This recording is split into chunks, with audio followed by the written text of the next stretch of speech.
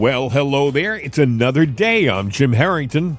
And I am Bill Knight. Well, we survived St. Patrick's Day.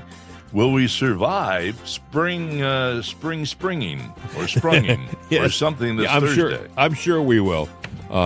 So many things happen in 24 hours. It was like maybe we should start the show earlier, like last night. Because let me just give you a quick rundown. We have supposedly today the Kennedy files are being released. We have the astronauts are coming back a day early. We have Gaza. There's war in Gaza again. All of a sudden, there are strikes in Gaza. You know, we're pounding the living daylights out of the Houthis in Yemen because of what they did to our ship. You know, our ships there. What other things? Oh my goodness! Oh, they want to impeach that Judge Boasberg. There's two things actually happening. One group of people want to have Boasberg taken off the case, you know, and they want to have some other judge be put in because they say he can't be impartial. And there's another group, including a representative, who want to literally take him before the Congress and impeach him, remove him altogether. So lots to talk about today. And there's another thing that I wanted to talk about. And they pulled the Secret Service on the Biden kids. So, too bad because, you know, Hunter, you know, he was broke. You know, I know. He couldn't defend himself, didn't have the money. I know. So, you know, he thought that these charges should be dropped because of that. And then I guess, you know, in maybe pre-celebration of Has this guy ever had a real job ever in his life? No. He's been, and if you see the pictures of him vacationing, he hasn't changed. He's out there, you know, partying and whatnot. You know, He's in South Africa. So, yeah, Trump taught him a lesson. Well, it's going to be interesting to see. I mean, the Democrats will cry, "Oh, you can't do that. He's the ex-president's son." Well, I don't even know that the ex-president was really the president. And I have two pieces of audio today, Bill. I want to play them both from Stephen Miller. He was being interviewed by, is it Cassie? What's her name? Cassie Hunt. Cassie Hunt from CNN. And she was, you know, just going out, and I thought he ripped her a new one. Yes. Yes. I like how you fill in the gaps. Yes. That's exactly. The only way I could poetically say it. He ripped her a new one. So that's exactly what he did. It's a long piece in and of itself, so I broke it up into pieces so we can talk about it. Well, I heard tell when she left the room, she was whistling when she was walking. But she was. Yes, and we'll just leave it. We'll leave it at that. Yeah, your imagination will fill in the blanks for you. So, you know, what amazes me, Bill, is the left is fighting desperately to keep the terrorist in our country. Why? What is the purpose of this? Please, if you're a Democrat, a little voting Democrat, going, "Oh no, why do you have to do it?" I think that, seriously, I think that the left has decided no matter what Trump does, no matter what he decides he should do, be the opposite, you know. Well, you know what? I have a suggestion for Trump. You know, just say, I don't know, pick a day out of the week. Friday is World Breathing Day. Everybody needs to take breaths all day long. I know where you're going with this. Yes. And Democrats, you can refuse if you want to. All day long. Just don't breathe. Well, I think they're just misguided. I really do. I think these people are just – I still think that they are the party of the people and that the people just made a little mistake. No, it was a 77 million vote mistake. That's not something you just stumble into. That's a deliberate action. 77 million people said no to the left, and they can't believe it. You know, they've been getting along with all of this corruption for so long. I mean, they can't believe that Trump is going to actually pull the rug out from underneath them. Can this possibly be the case? Yes. And you know, before we go any further, I don't want to forget this story. Geez, This here is we a go. good story. Now, this is a good story. And I just heard this a few seconds ago. Yesterday, I'm looking at some stories because I'm always doing show prep, for the podcast. Yes. And I see Trump has posted on Truth Social a quick little thing. We need to get more clean coal. And I thought, was he posting a little tweet about? Not a tweet, a little truth about coal out of the clear blue sky. And then my cohort in crime this morning says, "Did you hear about coal?" I'll let him explain. The University of Austin. We were talking about briefly, too, before the show, of rare earth minerals. How important they are. China has a big supply. We have a supply, I believe, up in the reserves of Alaska. Mm-hmm. But, we still have to import a lot, and it's very important for military hardware and stealth technology and whatnot, and metals and whatnot, and rare earth metals, which we do have. But it turns out, I guess it was the University of Austin figured it out. We've got an abundance of rare earth, materials. You see, coal ash, after coal is burned and it's discarded, it's been buried in landfills, thrown away and whatnot. Well, I'll just read. Coal ash, the fine residue left behind after burning coal for energy, has accumulated across the U.S. for generations. Traditionally seen as waste, this material has long been discarded in landfills, ponds, or repurposed for construction materials like cement. Now, thanks to advances in geoscience and mineral extraction techniques, these stockpiles are being reassessed as untapped gold mines of rare earth elements. I'm telling you, folks, we've got 150 years of piles and piles and piles of coal waste buried around the country. When I was a kid back in New England, one of the electric power plants, they had a mound of coal. Usually that was on the barge because they brought the coal in on the barge. But outside of the plant was a big pile of coal waste, of stuff they had used. And it was just, they were waiting to dump it somewhere, like Bill said, in a landfill or in a pond or even out in the ocean, because we were on the ocean. They would take it out and just drop it in the water somewhere and think that was okay. But they know, by the way, they know where those places are, and they didn't take them out past the 12-mile limit. So they've got it's like stockpiles of coal, easily accessible, even if it's been dumped in the water. And go ahead, Bill. Yeah, I was going to say now some of these names I don't know, how to pronounce, but apparently rare earth elements comprising of 17 critical materials. I mean, and I'm not going to get into the neodymium dysprosium and I will take your word for it, Bill. Yeah, something like that. Yeah. Either way, they're essential components in batteries, magnets, and renewable energy technologies.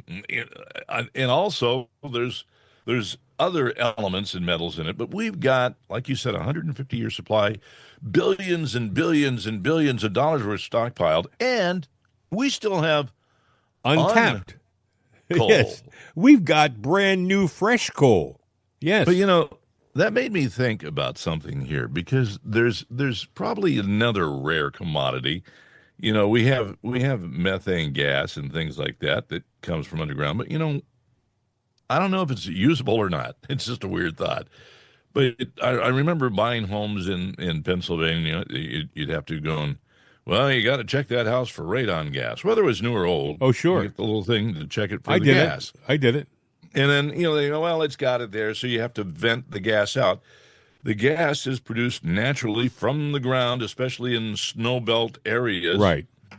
And we got a rear end load of the stuff all around the Northeast. And I'm going, can that be tapped as a source of energy? We're learning that things that we discard in the past are, wait a minute, they're really something. And, like this discovery, from students going, I got to earn my thesis somehow. Well, what do you know? But these heavy metals, all of this stuff. Yeah, well, You know, it doesn't surprise me because we are a country of ingenuity. That's what we've done. Our whole history has been making new stuff or reinventing stuff. It's what we do as a country. It's what we're really good at. And I find that an amazing story and one that makes me very proud and very happy because you don't want to become dependent on China and foreign countries for something that is critical to your defense. And I guess talk about renewable energy. I mean, here's something that we thought was spent. It's renewed. I mean, we're talking like 11 million tons, probably more. Just yeah. Well, I think that we are on the verge of a lot of breakthroughs. We talked in the past about Elon Musk and the Tesla. I'm so I think this guy is such a patriot that if I wasn't so against the electric cars, and I just don't think they're practical, I would buy one from him. I would buy, but here's the thing. He's coming out with a brand new engine. I don't know whether you heard about this. There was a story yesterday that Tesla has a brand new engine that's going to blow apart the entire electric car industry. They're saying that it may hold a charge much longer. I mean, much longer than the cars that are running right now. And I mean, this is how this guy thinks, folks. He thinks in way beyond the normal inventor. You know what I'm saying? He'll think it's like he will set up a goal, and they say we got to reach that goal. Well, how can we reach that goal? Well, we got to figure out a way to do that. And he challenges his people to attain heights that they don't even think they can do themselves. And all of a sudden now Tesla is about ready to announce, from what I understand, a brand new revolutionary electric engine. And well, I'm saying electric engine, okay? I'm adding the electric. The one that I saw was a water engine that basically takes water, turns it into hydrogen, but the exhaust is recycled. Musk? But is that Musk? Well, yeah. They implied that it was going to revolutionize the electric car industry. Well, here's the thing. The story that we just talked about, rare earth minerals go into making batteries, too, and that's a key component for that. So, we're going to have a way of doing that. I've wondered if there was a way to sit there and take some of these components, and you can still have the color car you want, but your whole car becomes a solar cell to recharge that battery. Well, I still am one of the people that believe that the hydrogen car, what you were just talking about, is probably the answer. People don't understand, that the elements, I guess, of water might be the answer. And I've heard, when I was a kid working at a radio station in Hartford, Connecticut, I'll never forget this. I got a phone call from a listener. We were talking about the darndest things. We were playing a long song at 11 o'clock at night, and sometimes a listener would call, and you start carrying on a conversation, right? And this guy was talking about a friend, supposedly, who either he developed or he heard of somebody in his town that had developed a carburetor that would get, he said, like 100 miles to a gallon. It was guaranteed to work. He says it's not it wasn't something that was on the drawing board. This guy had actually invented it, had built it, and it did work. Maybe 100 miles was wrong. Maybe it was 50 or 60 miles to a gallon. I've forgotten the exact figure. But here's what happened. General Motors heard about it. Or maybe it wasn't. Maybe it was Ford. It was a Detroit car company heard about it and bought the rights to it and shelved it. And that was the end of that story. So, and that was back in 1973. Mm-hmm. So you got to wonder how many things have already been invented that we don't even know about that are just being shelved. I got a buddy that, he was a design engineer, like a tool and die maker. But either way, And that's what he did. He does something entirely different now, because the thing that broke his back was when he went to work for Ford. Ford actually hired him. He went up to Detroit, and he was there. And the whole thing was, they actually used, ironically, they bought this Caprice Classic, a Chevy, to do this experiment with, but they wanted to see if they could design a new type of gear ratio to make a car more fuel efficient, get better performance and mileage and everything. And of course, he and his team did. And Ford said, that's great. They were there for 2 years. Then they said, thank you for doing the job. We don't need you anymore. And they took the project and they shelved it away. Yeah. And that was it. They wanted to see if it could be done, how it was done, and now they own the rights to it, and they put it on the back burner. Well, here's the thing. You wonder, are the fuel companies backing the car companies? Is there some kind of a backdoor marriage that we don't know about? That if the gasoline engine is replaced and goes away, what happens to the oil industry? It goes on. I mean, this flashlight right here takes oil to make it. Makeup takes oil to make it. The screen you're looking at is made with plastic. The glasses you're wearing are made with plastic. Ibuprofen. Yeah. Takes money to make it. This cup of tea, because my coffee pot wasn't percolating this morning, I got to go get a new one. And that takes oil. This takes oil. My headphones takes oil. This microphone takes oil. Oil is a product that we are hooked to, but the biggest user of it, of course, is the choking, smoking automobile. Yeah, and we need it to lubricate it. We need it to fire up the pistons and go. Here's the thing, though. Nowadays, they're so wealthy, these companies, that they'll buy the alternative companies. For example, I heard somebody. It was an episode of Landman. He was explaining the importance of oil to a character. The Billy Bob Thornton character was explaining the importance of oil. Maybe I have it. Let me see if I can find it and play the cut piece. I think it was in the first episode, in the opening thing, and it was an attorney or something that he took her out to a well that pumps. And yes, a lot of people that listen to this, unless you're in the Middle East or you're in Texas or Louisiana or maybe out in California where there were wells, they look like little grasshoppers out there doing their little thing, pumping. Here's the cut. And this kind of sums it up. And the thing that is amazing about this is a cut from a current commercial television program. Yeah. Now, you would think that, Hollywood is filled with liberals, right? But yet, Taylor Sheridan, the guy who produces this, apparently is not one of them.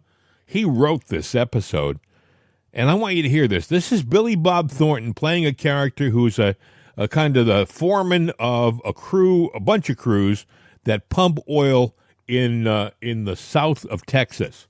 Listen to this. Have any idea how much diesel they have to burn to mix that much concrete or make that steel and haul this shit out here and put it together with a 450-foot crane? You want to guess how much oil it takes to lubricate that fucking thing or winterize it? And its 20-year lifespan, it won't offset the carbon footprint of making it. And don't get me started on solar panels and the lithium in your Tesla battery. And never mind the fact that if the whole world decided to go electric tomorrow, we don't have the transmission lines to get the electricity to the cities. It'd take 30 years if we started tomorrow. And unfortunately for your grandkids, we have a 120-year petroleum-based infrastructure. Our whole lives depend on it. And hell, it's in everything. That road we came in on, the wheels on every car ever made, including yours, it's in tennis rackets and lipstick and refrigerators and antihistamines, pretty much anything plastic, your cell phone case, artificial heart valves, any kind of clothing that's not made with animal or plant fibers, soap, fucking hand lotion, garbage bags, fishing boats, you name it. Every fucking thing. And you know what the kicker is? We're going to run out of it before we find its replacement. It's the thing that's going to kill us all. as a species? No, the thing that's going to kill us all is running out before we find an alternative. And believe me, if Exxon thought them fucking things right there were the future, they'd be putting them all over the goddamn place. Getting oil out of the ground is the most dangerous job in the world. We don't do it because we like it. We do it because we run out of options. And you're out here trying to find something to blame for the danger besides your boss. There ain't nobody to blame but the demand that we keep pumping it. That's Billy Bob Thornton playing his character on Landman. But what he said is true. He's standing at a wind farm. He said, and if this was the answer, they'd be owned by the oil companies, the wind farm. But they're not, you know. And he said the thing we have to worry about is running out of oil before we find an alternative, which is I thought was probably the most important line of the whole soliloquy that he did. But I think that a guy like Musk is thinking around the corners, Bill, and things like this engine he's talking about. If this engine works, by the way, if this engine is the big leap, you know, in automotive power that he's implying, it could change the whole industry. It could, but you know, it gets back to the raw basics. You're still going to need oil to manufacture the components. That engine, let's say it's hydrogen, like I said, and it's water. Well, in a metal container, that causes rust, so you'd have to lubricate it somehow. So no matter how you look at it, oil comes to play unless we find something to replace oil. Yeah, I mean, I watch a TV show about a guy. It's called Roadside Rescues or Roadworthy Rescues. I forgot, but it's a fun show to watch. It's on Motor Trend Network, and but he goes out in the woods and he finds these cars that have been sitting there for like 30 or 40 years. I mean, they're piles of rust. And he gets them running again. And one of the big keys to the whole program is that he'll find this engine, and when you look at it, you say, this thing will never start again. It's covered with leaves and rodents and stuff like that, and it's rust covered.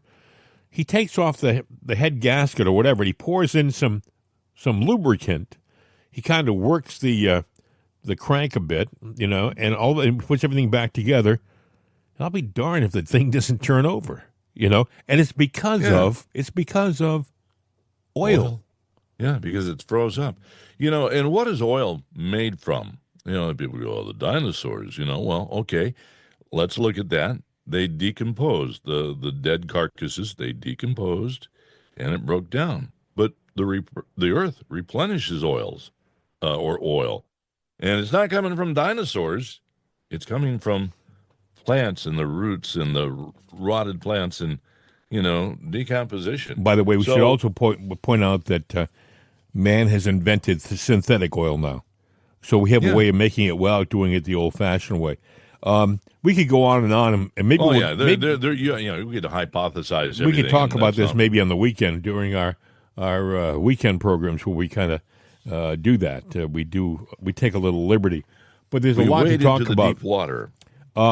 Anyway, Cassie Hunt on CNN was talking with Stephen Miller, and she wanted to know how whether this judge had the authority to do. She was implying he had the authority, and Stephen Miller said no, he doesn't have the authority to do what he did, and he was explaining why, but she would have nothing to do with it. She was determined to make him look like a fool. It didn't work. I'm going to play it in two parts. This is part one of the interview, Stephen Miller and Cassie Hunt. Listen. So you called the judge's order just earlier today, quote, patently unlawful, end quote, and said that it was an assault on democracy itself. Does that mean that the administration is ignoring this order, and might you ignore future court orders that meet the criteria you laid out? The President of the United States and his administration reserve all rights under the Constitution to conduct national security operations in defense of the United States. The Alien Enemies Act, which was passed into law by the founding generation of this country, men like John Adams, was written explicitly to give the President the authority to repel an alien invasion of the United States. That is not something that a district court judge has any authority whatsoever to interfere with, to enjoin, to restrict, or to restrain any way. You can read the law yourself. There's not one clause in that law that makes it subject to judicial review, let alone district court review. So, Stephen, when you say that this person has no authority at all, this is how our system works. It starts with these judges and then continues up. At what point does it become, in your view, legal for the justice system to be looking at this and making a judgment? And I fail to see how there's any other way but to start with where we're starting here before you get to eventually the Supreme Court. Well, so first of all, there's a term in law, justiciable. This is not justiciable. In other words, this is not subject to judicial remedy. When the president is exercising his Article 2 powers to defend the country against an invasion or to repel a foreign terrorist that is unlawfully in the country, he's exercising his core Article 2 powers as commander-in-chief. Is Venezuela invading the U.S.? This is a very important point. This is a Title 50 authority. It's a commander-in-chief authority. So just to ask you a simple question, you talk about how the system works. Does a district court judge have the right to direct or enjoin troop movements overseas? Yes or no? Well, Stephen, my question. No. If you could answer my question first. In other words, is Venezuela invading our country in a way that would apply this way? So I'll answer yours and you'll answer mine. Under the terms of the statute, Tren de Aragua is an alien enemy force that has come here as detailed at length in the proclamation at the direction of the Venezuelan government. The statute says that a president has the ability to repel an invasion or predatory incursion that is directed by a foreign state or a government, right? Are they a state or a government? This would be, yes, it is documented. The TDA was sent by the Venezuelan government in the proclamation. And here's an even more important point. Under the Constitution, who makes that determination? A district court judge elected by no one, or the commander-in-chief of the Army and Navy? The president and the president alone makes a decision of what triggers that determination. So do you then think we are actually at war with Venezuela, the nation state of Venezuela? You're not hearing me and you're not understanding me. Read the statute. Alien Enemies Act, 1798. It says if a predatory incursion is perpetrated by a foreign government. So it lists three qualifying actions. It could be an act of war. It does say in the very beginning there has to be a declared war against a nation or a state. That's what it says. No, wrong. Look up the statute. It's on my account on social media. That's actually where we found it earlier. Yes. It says, or a predatory incursion, or an invasion. The statute delineates three criteria for triggering the Alien Enemies Act. One is an act of war, which, by the way, an invasion is an act of war, but put that aside. One is an invasion, which this is. One is a predatory incursion, which this is. So it actually meets all three statutory criteria. But with respect to this particular statute, the proclamation is utilizing the incursion and invasion language in the statute. But this is a very important question, because no, hold on. It's a very important question. You said the way our system works is the President of the United States commands the armed forces of the country, commands the foreign policy of the country, and that's subject to district court review. That is fundamentally untrue. I never said that, Stephen. I did not say... That has never been true. This was not a military... A district court judge can no more enjoin the expulsion of foreign terrorists to foreign soil, that he can direct the movement of Air Force One, that he can direct the movement of an aircraft carrier, that he can direct Marco Rubio to engage in diplomacy in a country or not. Do you think the Supreme Court has any say over this or not? See, here's the thing, okay? Maduro, who is the leader of Venezuela, he emptied out his prisons that were filled with Tren de Aragua people. He got the people from Tren de Aragua and said, you can go into America and we'll let you go. He was giving them direction. You can be free, just go to America. He sent those people to this country. The alternative was for them to stay in prison. And Stephen Miller's absolutely correct.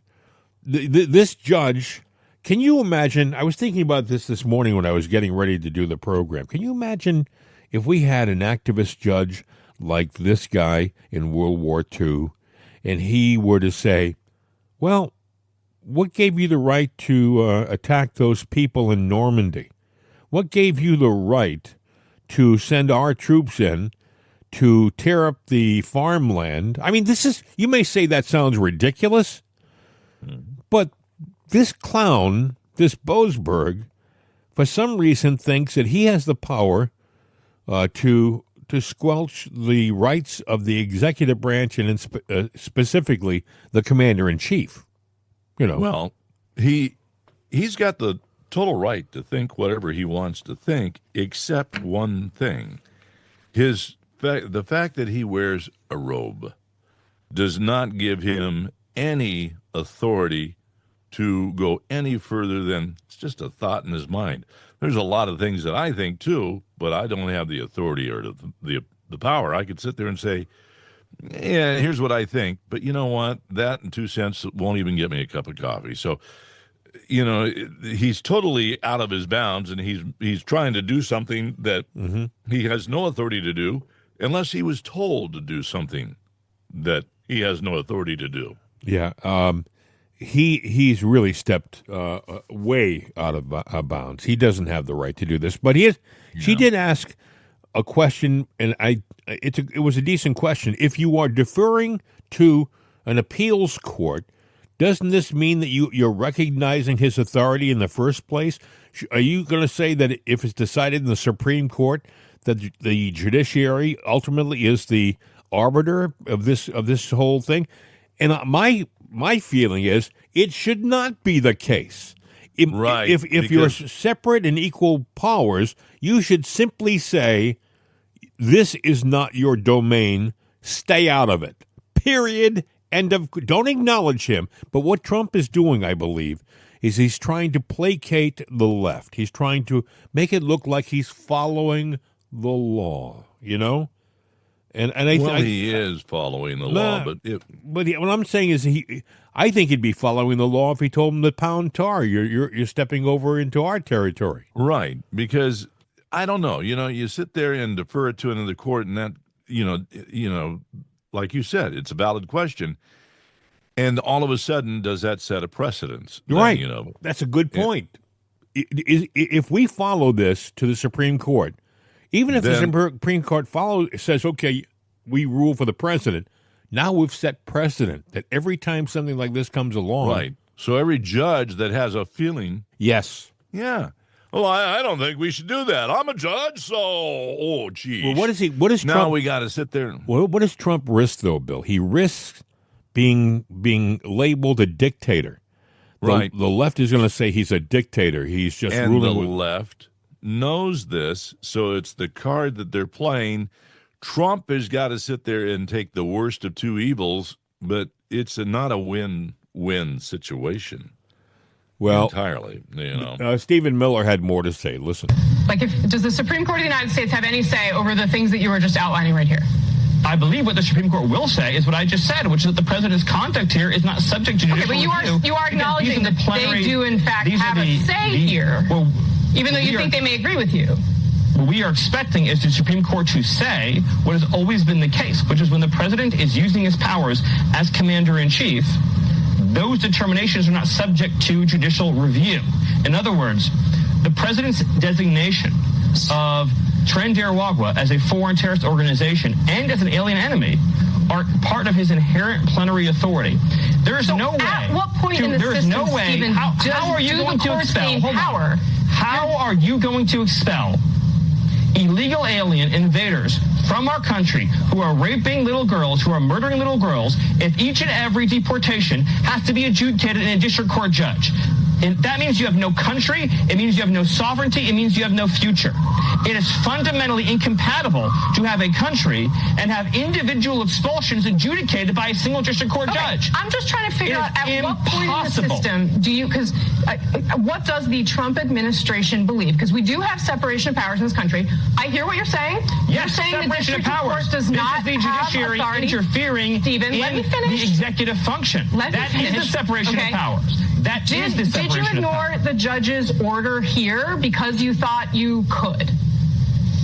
So the judge's order and the actions taken by the Departments of Defense, Justice, and Homeland Security are not in conflict.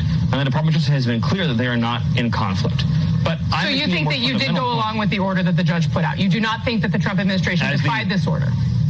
As the Justice Department said, there is no conflict between the judge's order and the actions taken by the departments I just listed. But I'm making a deeper and more fundamental point. Yeah. The district court if you don't has have no to follow ability. It, why didn't you? The district court has no ability to in any way restrain the president's authorities under the Alien Enemies Act or his ability to conduct the foreign affairs of the United States. Let me paint a picture for you. President Trump and Secretary of State Marco Rubio had engaged in intensive diplomacy to obtain a bilateral security agreement with the nation of El Salvador. If a district court judge can join that bilateral security agreement, then we do not have a democracy. You've made your argument. We do not have a foreign policy. We've heard you say this. Did you ignore, did the administration ignore the order from the district judge? It's a simple question. I've answered it. I've answered it because this department has made a filing in the court. But let me make another point. The judge, in this case, put the lives of every single person on those aircraft at risk. Did he know how much fuel was in those planes? Did he know the flight conditions? Did he know the weather conditions? Did he know how many crew hours? Did he know the need for crew rest? Did he know any of that? No. This judge violated the law. He violated the Constitution. So do you he defied think that the system of government that we have in this country. Because that does seem to be what you're arguing. These same district court judges didn't do a damn thing to stop Joe Biden from flooding this nation with millions of illegal aliens. These district court judges didn't issue any injunctions to save the lives of Jocelyn Hungary, or Laken Riley, or anyone else. Courts. Is that what you're saying? What I'm saying is that what you said, there's a separation of powers. The judiciary exercises judgment and relief. I don't speak for the White House. You are here to speak You're here to speak for the White House. I just want you to answer that one simple question. I am. Ready? Here we go. Under a proper reading of the Constitution, district court judges provide relief to individual plaintiffs seeking relief. District court judges do not have the authority, as a general matter, to enjoin the functioning of the executive branch. But their authority is at its lowest point when the president is exercising his powers as commander-in-chief. And I asked you a question, you never answered it. Can a judge enjoin troop movements overseas? Can a district court judge enjoin troop movements overseas?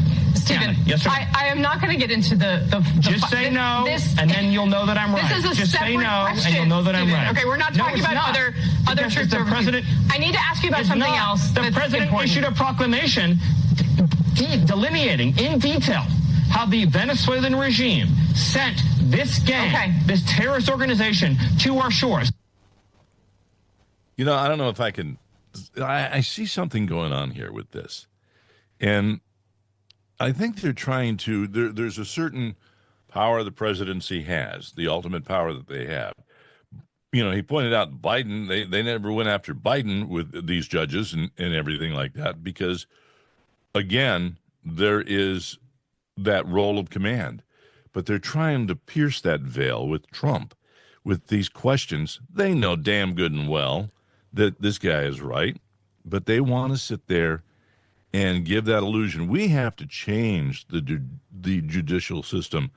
I think the judges need to be removed, elected.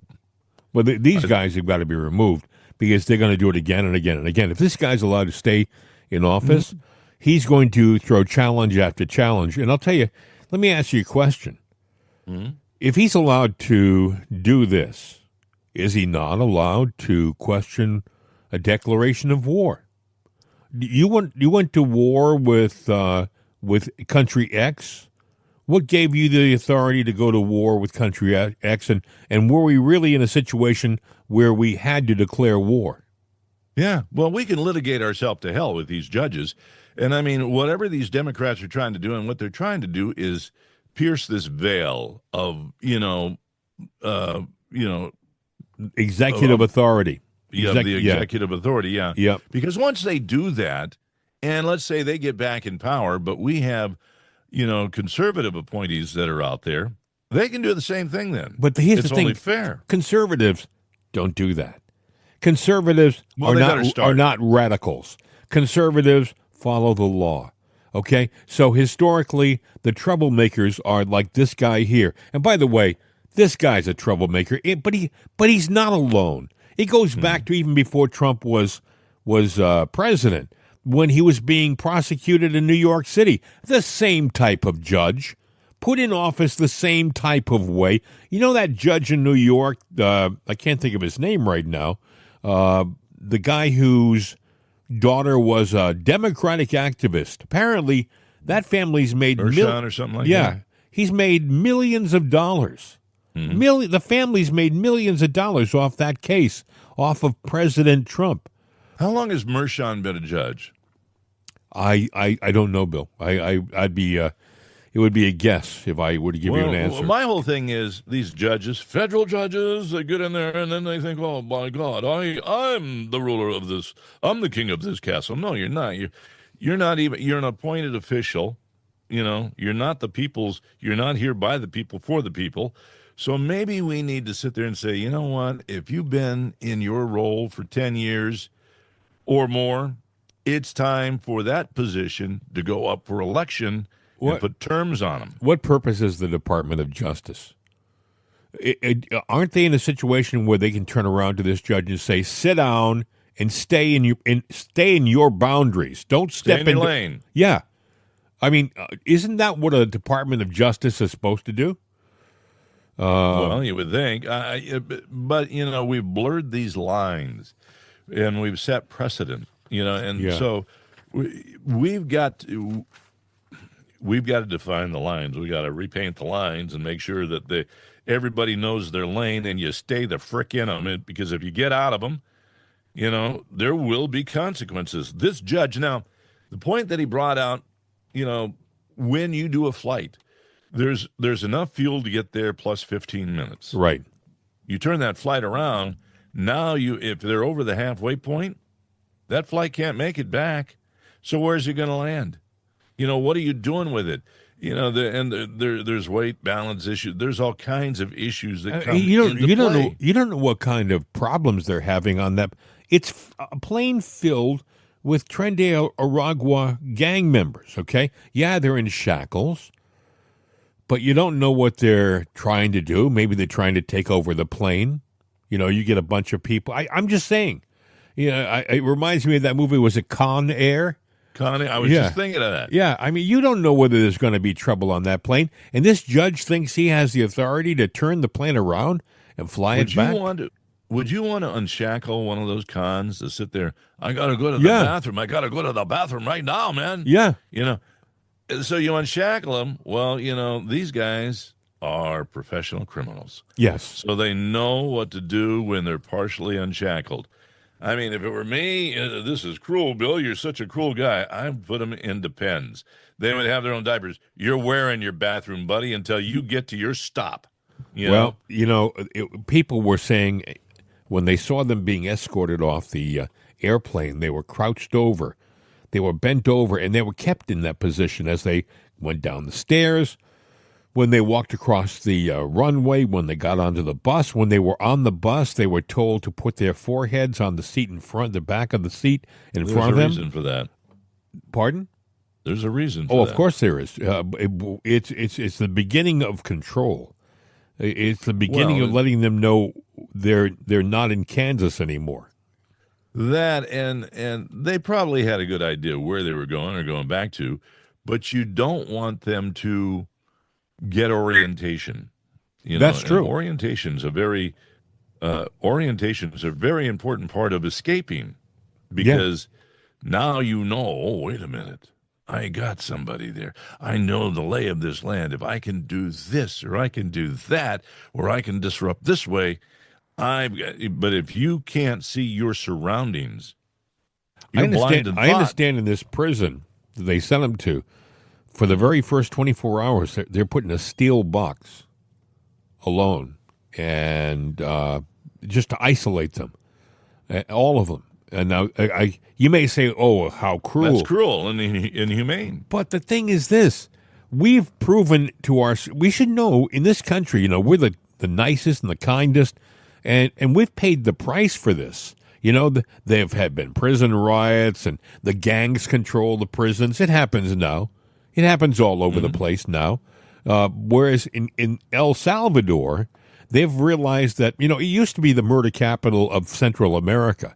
It was terrible. It was a crime-infested country until Bakule became president, and he turned it around. He and his party said, no, we're going to have the hardest prisons. We're going to be in control of our prisons. We're going to set the record straight. And yeah, they may appear to be brutal, but they've determined that this is how you deal with these type of criminals, And so that's where they are now.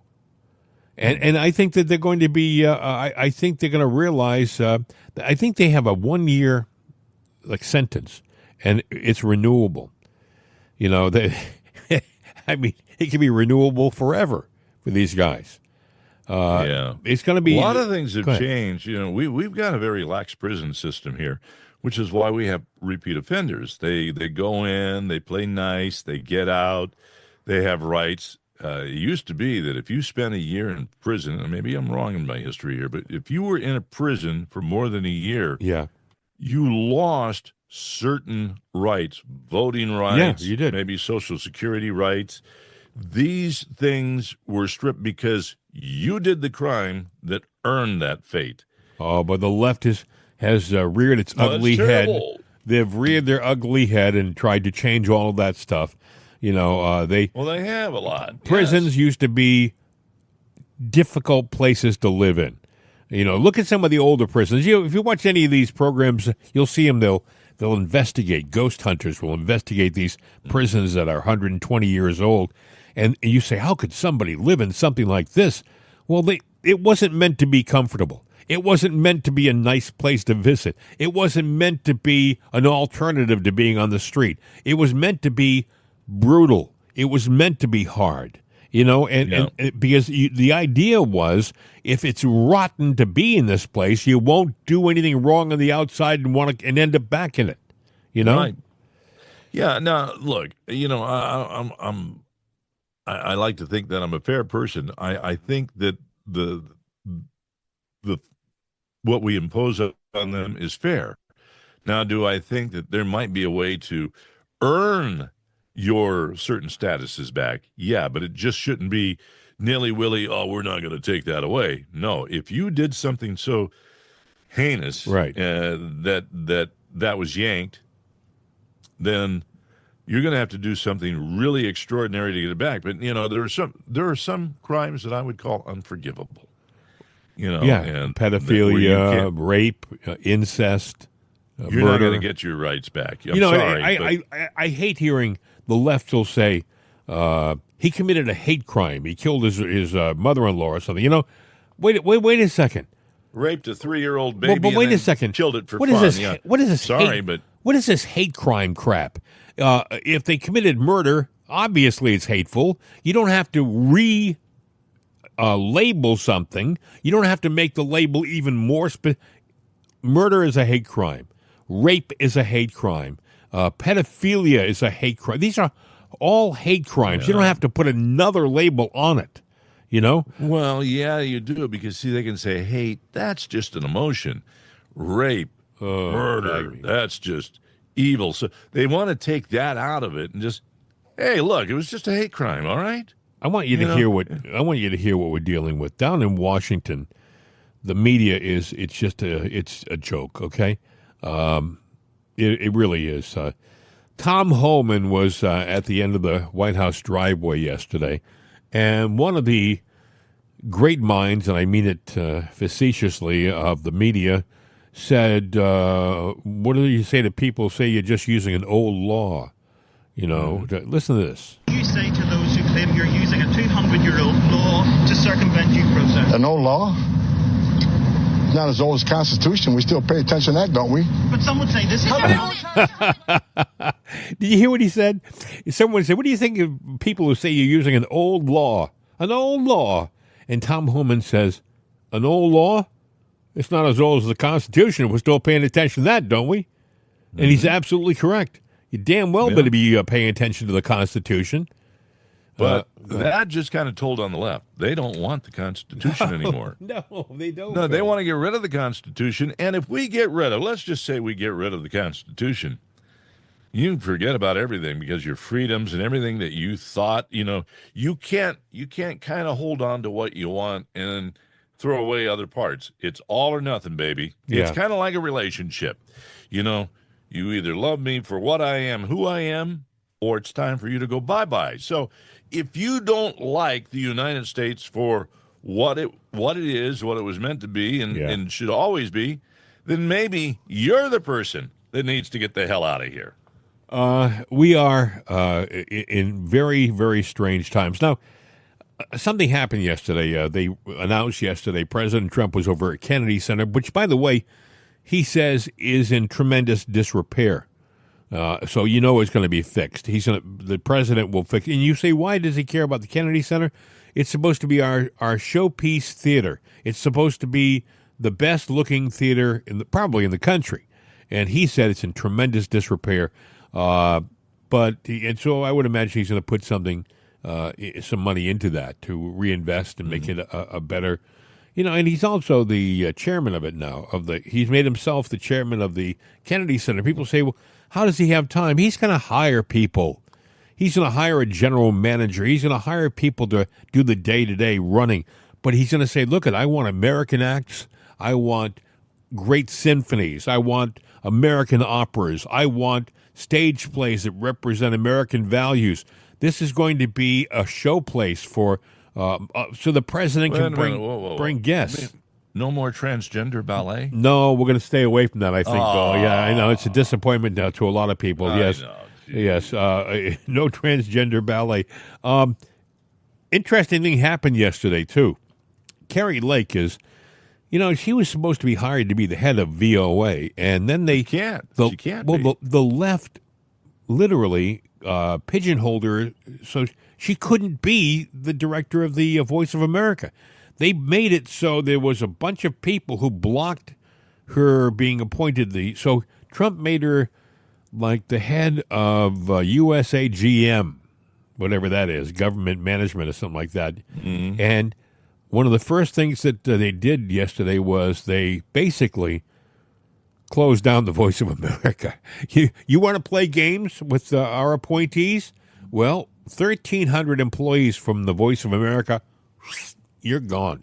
Now, how much you want to bet a judge doesn't come around today to say, oh, you got to reinstate these people. They get their jobs back and benefits. And I wouldn't be surprised, well, just for the pain and, punishment of what they've gone through, we got to double their benefits back. These judges are wacky. Yeah, I think it's going to happen. You're absolutely correct. But I think they expect it. I think right now is they're getting all of these activist judges to rear their ugly heads. And I think there's going to be a coming to Jesus moment, if you'll pardon the expression, but it's the truth, where they're going to start, these judges are going to start paying a price for interfering with government. Essentially, I heard Andrew Napolitano last night. I like him, okay? I like him. He's a judge, and he's usually pretty smart about law. But, being a judge is kind of a cliquish thing. You're a judge. He's a judge. We're all judges. And, we wear the robes. And we're kind of in a different situation than other people. At least they think this. And he said on this program last night, judges aren't supposed to be democratic. They're supposed to interpret the law fairly no matter where it goes and not be democratic. And I thought, that's a lot of crap.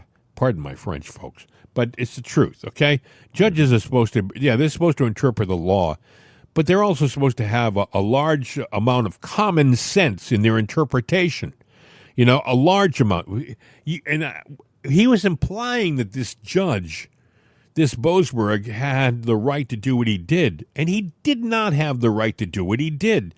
He was way out of bounds. If this were a basketball court, this guy would be in the friggin' lobby. He was so far out of bounds, okay?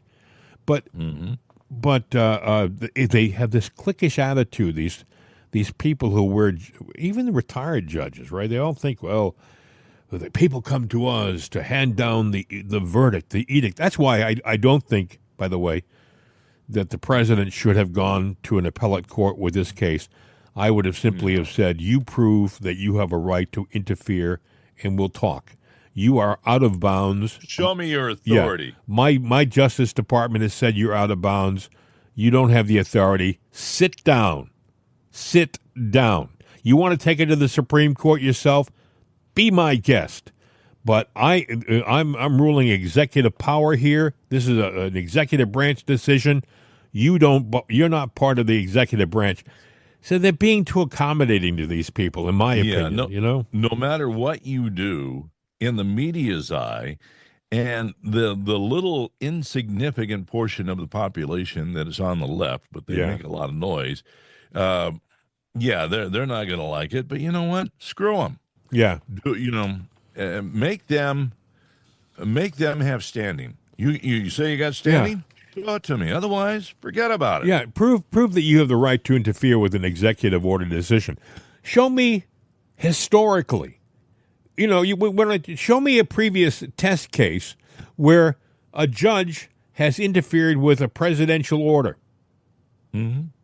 I think you'd be hard-pressed to find it. Yeah, and quit looking to Canada or the United Kingdom for how they do things, because the reason for us is we didn't want to be like them. That's right.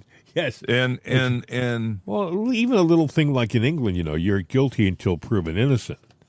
Just something as simple as that. Here, you're innocent until proven guilty. For the most part, that has changed a lot, though. But technically, if you look at the law, if the law states you're innocent until proven guilty, they may not act that way. No, but they have certain tactics that they do, and the old British chicanery thing comes in, and let's go ahead and bleed their defense of any money that they have, so they can't put up a defense. They're guilty because there's more money for the judicial system for you to lose. But the way it used to be was not necessarily to imprison you, but to scare you into, even if you might have been just a little bit guilty, that you'd never do it again. Okay, another topic we should brush up against, before the show runs out. But do you think that what's happening in Gaza right now is, where do you think this is going? Israel started bombing again. We haven't got all of our hostages back. Do you think the hostages are alive? Do you think that they've determined that they're being stonewalled because they killed the other hostages? All right. The last batch of hostages, what was their They were emaciated. What was their condition? They were emaciated, Bill. They had lost an incredible amount of weight. They were basically on the verge of starving to death. Say again? Didn't we get dead bodies back too? Yes, we did. We got 3 dead bodies back, a mother and 2 daughters, 2 children. Yeah. So, okay.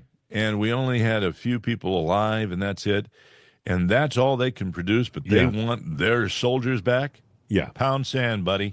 You show me you got the bodies. If you can't do that by 5 p.m., then you know what? All hell breaks loose. I think that's what happened, Bill. I think you're right. I think they gave them an ultimatum. They didn't comply. Because if they don't comply, because if you bomb the hell out of them, they got them. All right, we surrender. Here they are. Or they're going to go ahead and do what they were going to do anyway. Because if they're alive, they're suffering. Apparently, the bombing was so intense that they issued a statement. Hamas did, saying that they're still working with backdoor methods to come to some kind of a ceasefire resolution as early as possible.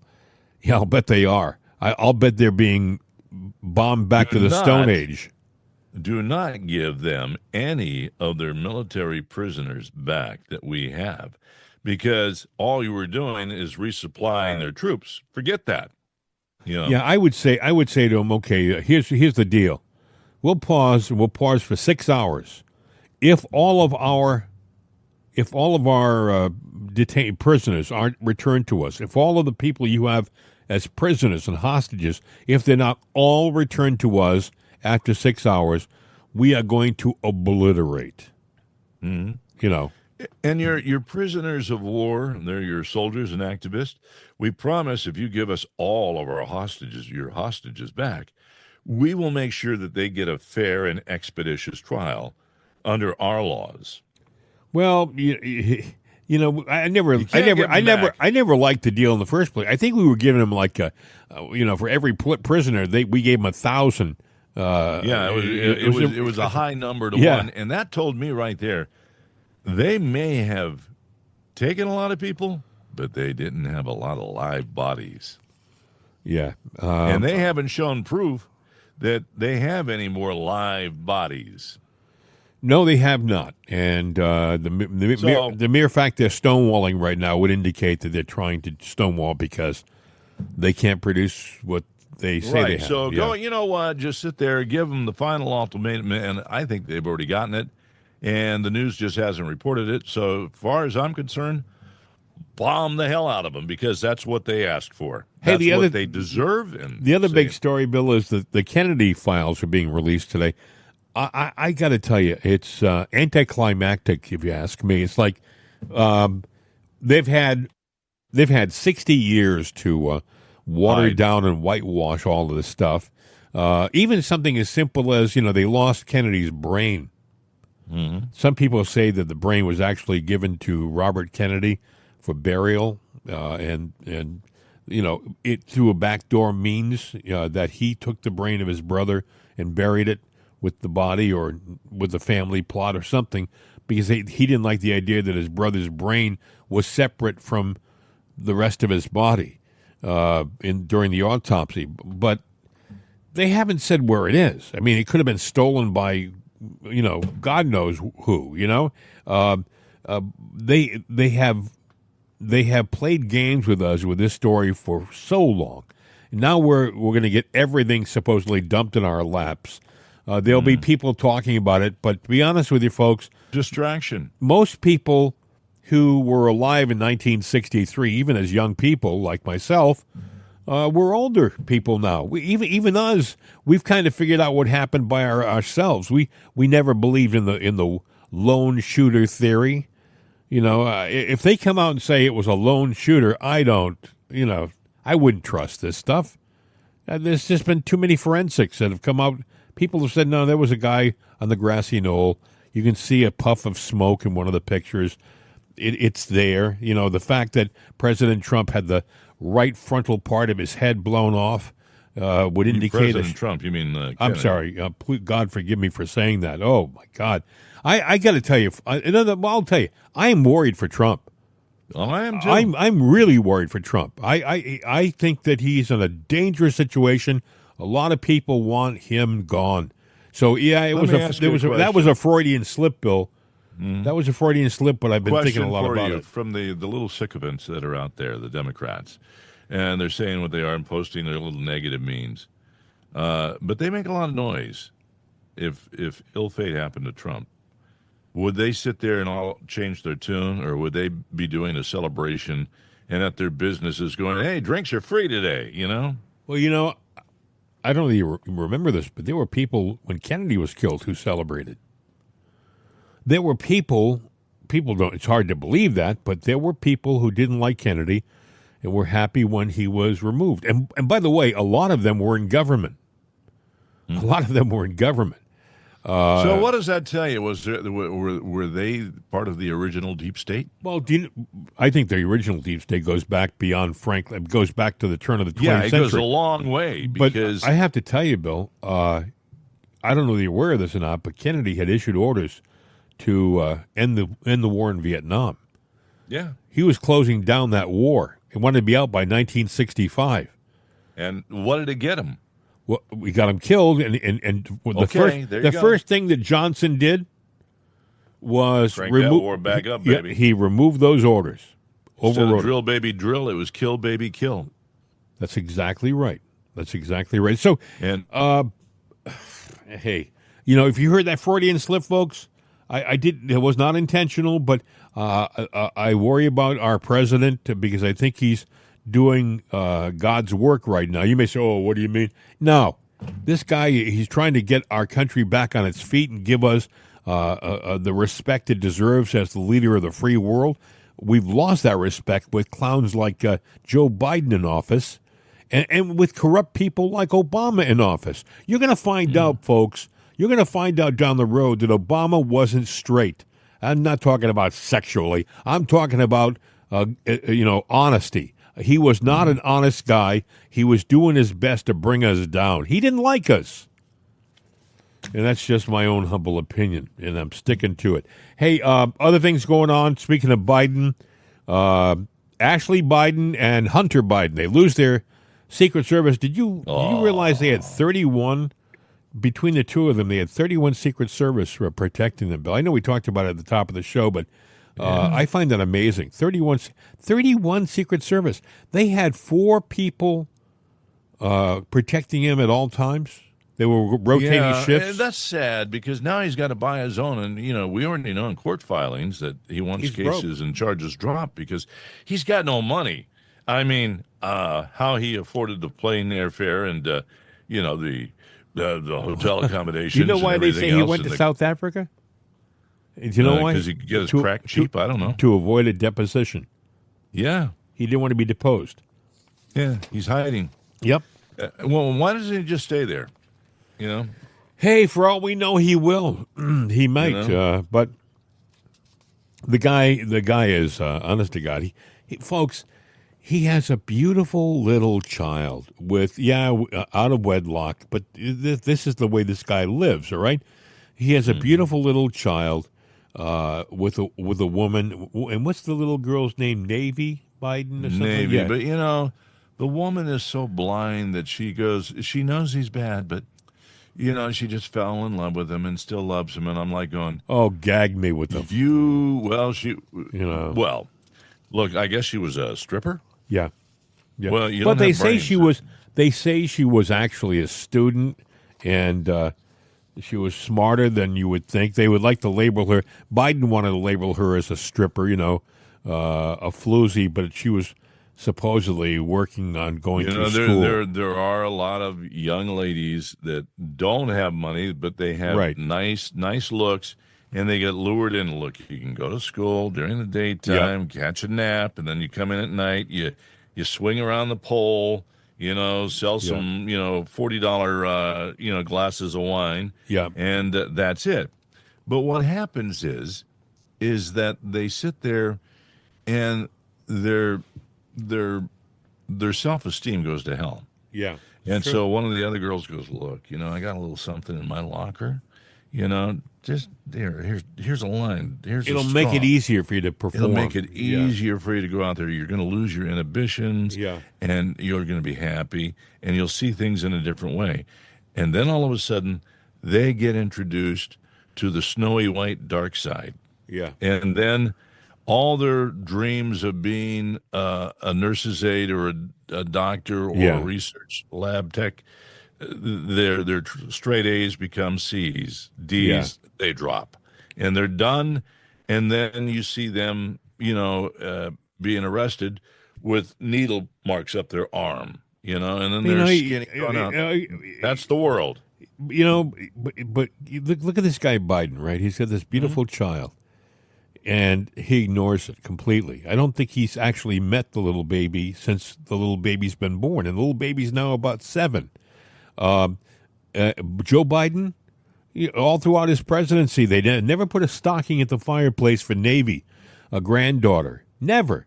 He ignored it completely. And when they made an issue out of it, he took the stockings altogether off the fireplace. None of the stockings were up. He didn't want to have to acknowledge the little baby. These are bad people, folks. Okay, I'm sorry. These are just bad people. The little baby had there was no reason to be difficult or to ignore a child, no matter how she was brought into the world.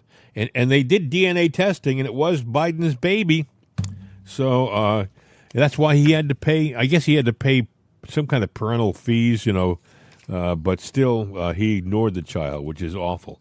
And parental fees, otherwise known as child support. Yeah, yeah. Interesting. That was my thing. So I got a computer screen that's going nuts here, going all over the place. But that's nothing. You heard about the what is it? The Department of Education. What they found in that, I think it had like a $280 billion budget, but only 25% went to the Department of Education. Well, I got Harriet Hagman. Oh, okay. Listen to this. So is the Doge program targeted at these bureaucrats? Yes. And so what can you expect? Well, let's look at the Department of Education. The Federal Department of Education has a budget of about $280 billion a year. Less than 25% goes to educating our students. So where does the other $220 billion go? It goes to a bureaucracy. It goes to a consultant. And that consultant then donates money back to the Democrats. And then it goes to a different consultant. And then it goes to an NGO. I mean, it is money laundering and money churning at its absolute best. And you can look at almost every single agency and you will find it. So the brilliance of Doge isn't that he's going in and cutting spending. He doesn't have the authority to do that. We're the ones that have the authority to do that. What I want him to do is come up with a report, go through agency by agency by agency, identify every single program that we should not be funding, put a number attached to it. We slap a preamble on the front of that report, and we say that every single agency is having their budget cut by X amount as shown in the attached report, and none of those programs can go forward from here on out. And Representative Harriet Hageman, she's the lady, by the way, who took Liz Cheney's position in Wyoming, which thank God she did. She's got a brain on her shoulders. But Bill, they call it money. They call it money shifting. The money went back to the Democratic Party. It's thievery. It's thievery. Remember Antifa? Yeah. Well, apparently U.S. aid funded Antifa. Well, that doesn't surprise me. I mean, they. That's where your money is going, folks. Crap like that. Well, we funded the Taliban. We sent money to the Taliban in Afghanistan. Yeah. Never mind, we left them $89 billion worth of military equipment. Never mind, we left them big airplanes, little airplanes, tanks, all kinds of vehicles, weaponry, cannons, artillery, shells. We left them the whole ball of wax. Do you know how much we left them, folks? We left them so much stuff that they've become one of the world's biggest supplier of military weaponry to like cartels and stuff like that. It's our stuff they're selling to other people who need it because they don't need it all, folks. Yeah, there was talk about we're going to try to get that stuff back, but when did Biden do that? Okay, 4 or 5 years ago now. Yeah, yeah. It's been a while. Well, okay, I guess a little over 4 years ago. And that equipment might have been a few years old then. Some of it was new, but, it's been stripped down, done whatever. They've done everything. Yeah, the only thing I would do is if we knew where a lot of it was, just go in and blow it up. It's ours anyway. Yeah. Just blow it up. Just say, hey, you guys might want to get out of it. You can take the keys to it. If you can start it after we're done with it, that's fine. But do you know who's at Bagram? The air base? Do you know who's running Bagram? The Chinese. Yeah, they took it over. Yeah. President Trump has said many times that the thing that was attractive about Bagram was that it was an hour away from the key military locations in China. An hour away. It was a great staging area. Who built that air base? We did. It's one of the finest. They say it's one of the finest in the world. Yeah, big, heavy runways. Did we own the land at the time or have rights to it? Well, we had rights to the land. Yeah, we never should have left that air base.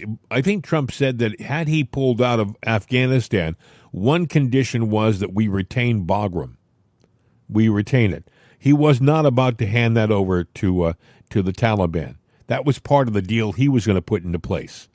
And Joe Biden just went off to Delaware and sat on the beach while the whole thing collapsed. This is the guy, Biden was the guy who was looking at his watch when the bodies were being delivered to Dover, Why can't we just tell China, say, hey, look, you can have the base, but you can't have the buildings. Tell you what, you might want to move your people, move your hardware. We are going to send in a demolition crew and take our stuff out of there. Better yet, you know what? We'll make it easy. It'll only take us a couple of hours, maybe an hour. Well, don't be surprised if Trump doesn't do something like that. Because I would. I mean, I'm a vindictive guy. I'd demolish it. But I'd give him warning and say, look, I'm going to give you fair warning. I don't want to hurt you. Yeah. But it is our stuff. And sorry, but, it ain't finders keepers. Yeah. There's a new sheriff in town, and the sheriff's going to take some of his toys back. No, you're right. Folks, it's going to be an interesting day because all of the stuff we've talked about today happened in the last 24 hours. And there's more that we don't have time to talk about. But I mean, it is just mind-boggling. Don't get too wrapped up, folks, in this Kennedy information because it's 60 years old. And I also think it's a part of it is a distraction. Even, maybe President Trump doesn't want the Epstein stuff to be released because maybe he's been informed that it was there's more to the story. Maybe there's a government agency. Let's clarify something. Because the Democrats say, because he's involved in it. No. That's not the case at all. He only hitched a ride on the plane one time to, from go up north. Palm Beach to New York. Yeah, you're right. Yeah, so and there was no shenanigans. Well, you on also the way heard there. that Trump actually threw Jeffrey Epstein out of Mar-a-Lago because Epstein was hitting on some people up there. He's trying to. Well, I'll tell you one thing that they don't have, and Epstein's place in New York sure didn't have a picture of Donald Trump in a skirt and a chair. That's true. Just saying, that's all. No, I know. You're absolutely correct. Should point out before I forget, and we do forget on occasion here, that we have a gift shop that's open on our website, and it's called rightsideshop.com. And we ask people, we've been talking about our coffee, which is delicious, but not everybody needs coffee. But, we're looking to get some support from our listeners around the world because we need cash to grow our show. We need to be able to promote it better. And we do pretty well right now. The statistics say about $4 million a week, which we are very appreciative of, and we thank you for it. But we want to make it even more, even bigger, and we need money to do that. But we don't want to ask you for money. We want to give you something in return. So we have a gift shop, and everything in the gift shop, a little piece of something, a little piece of everything comes to us, not a lot of everything. We have cups and hats and shirts and all that other neat stuff, and we have our coffee, Jim and Bill's Right Side Coffee, which is delicious, which also keeps Juan, Jose, and the Border Crossers employed so they can sing something like this. Wake up on the right side with Right Side Coffee. They're smiling now. We gave them their shot. Nice guys. Yeah. We missed a big story, and I guess, spring will happen on Thursday, but you know what we missed? The biggest story out there? What's that? Bikini Beach boxing for spring break. Yeah, I saw that for was it for crypto cash or something like that? Yeah, you can bet crypto on it, and the girls go out there in their bikinis and box. Oh, that's a great waste of time, if you ask me. But hey, look at kids like to go down there. Well, a couple of beers and watching chicks in bikinis boxing, I don't know. I guess it works, you add it all together when you're out in the hot sun at the beach. I could probably find cooler places to be. I didn't go on spring break to any of those places when I was a young man. I was too busy actually working on radio to make a living. Well, same here. I look back and I go, "Oh, you did that, did you?" I didn't do that, but yeah. Hey, I got to play this for you. Caroline Levitt was asked a question. There's a French, a low-level French politician who got up in front of a group of people, I guess the day before yesterday, and was demanding, because we don't appreciate liberty. By the way, the guy is a socialist. But he got up and said, because we don't appreciate liberty, that we should return the Statue of Liberty. So Caroline Levitt was asked that. Listen. And something different. There is now a member of the European Parliament from France who does not think the U.S. represents the values of the Statue of Liberty anymore. They want the Statue of Liberty back.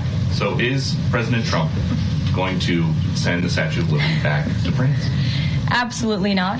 And my advice to that unnamed low-level French politician would be to remind them that it's only because of the United States of America that the French are not speaking German right now. So they should be very grateful to our great country. I got for the younger people out there who think that was a snarky remark, I really would ask that you Go back to your history book and look through it and look at places like not just World War II, mind you, but go back to World War I. I know that's kind of a stretch for a lot of people, but look at the Somme, look at places like that. There are acres and acres of cemeteries in France filled with young American bodies. Okay? Yeah.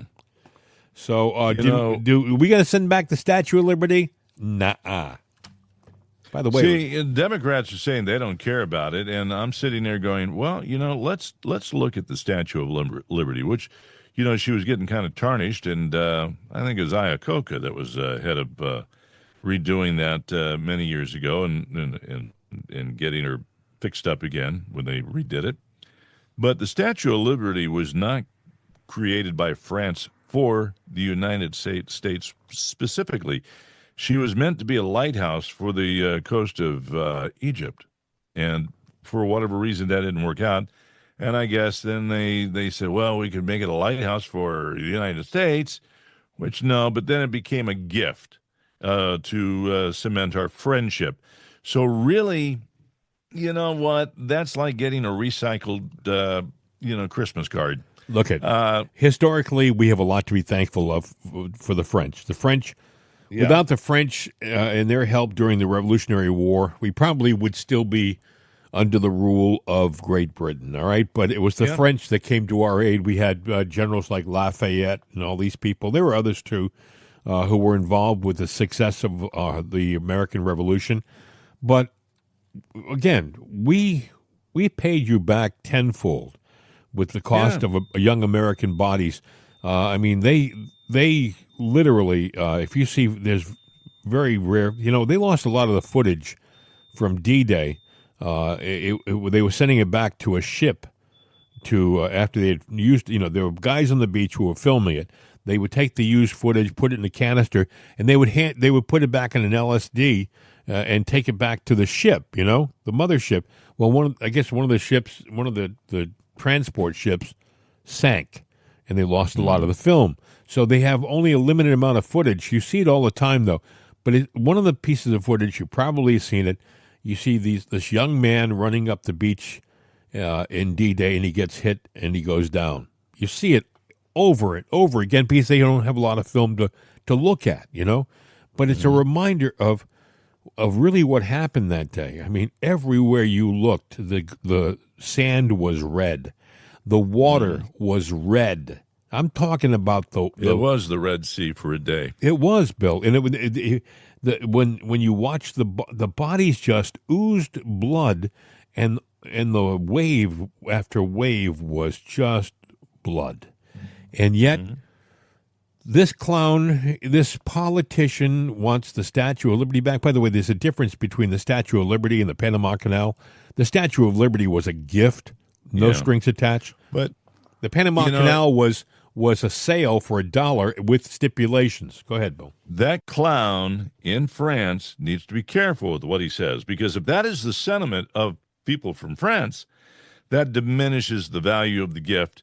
And I would just say, fine, take your gift back, because apparently we appreciate you helping us in the revolution, but if you don't appreciate what we paid back to you, then the Statue of Liberty. You know why I would never give the Statue of Liberty back?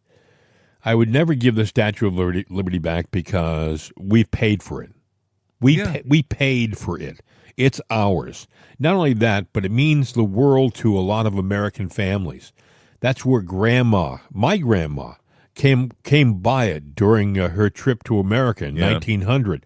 But unfortunately, and my relatives too, but I got a 22-year-old son, a 28-year-old son, 27-year-old daughter, a 30-year-old daughter. I got a lot of kids, but to them, it would really mean not as much, Well, so then some things get lost in history. Yeah, but that's education. I don't blame it on you. I don't blame it on you. I blame it on education. Right. We just heard a little while ago during the Harriet Hagman segment that 25% of all the money we give to the Department of Education goes to education. So where's the other 3/4 of it go? Well, okay, look at statues. and historical figures. What was the first thing we were doing early on in the Biden administration? Taking all these things down because it didn't mean a damn thing to the Democrats, or it was against their narrative. So I would say and I think President Trump would probably agree with us. I would say hang on to all of these things. Hang on. Don't surrender any of our traditions or our monuments that mean something. It's like what they want to do with all the monuments in the country. They want to get rid of all the Civil War monuments, all of the monuments of Confederate soldiers. By the way, having studied the Civil War, even though they were on the opposing side, you have to understand that the Confederate, they were Americans. They were Americans. They were fighting for what they believed was a just cause for our country. It was the wrong cause. It was for the wrong reason, but it was part of what we are, And the left wants to pull all that stuff away, Bill. Slavery and racism. It has been a part of mankind for a long, long time. And, there was a history with us, but the history goes back a long way. And even, there were white people that were slaves. You want to talk about slavery, that's gone on for centuries. Well, for a long time. Let's talk about St. Patrick's Day, right? It was a day to celebrate the Irish in America. The Irish were considered by many people to be slaves. They used to have signs on windows in a lot of the major cities. Irish need not apply because they just didn't want to have anything to do with the Irish. They were thought of as being the scum of the earth.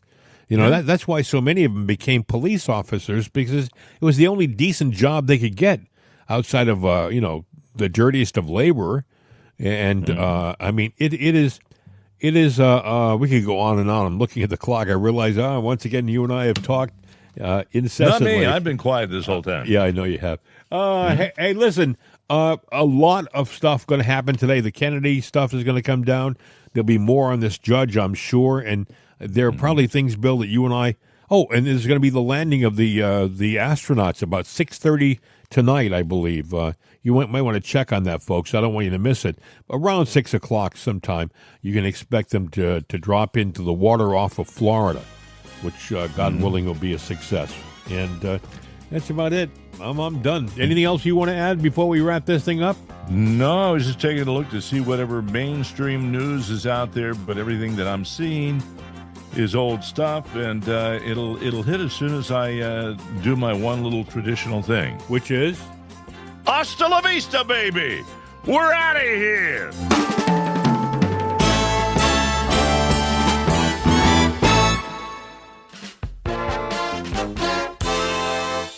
This is CRN America.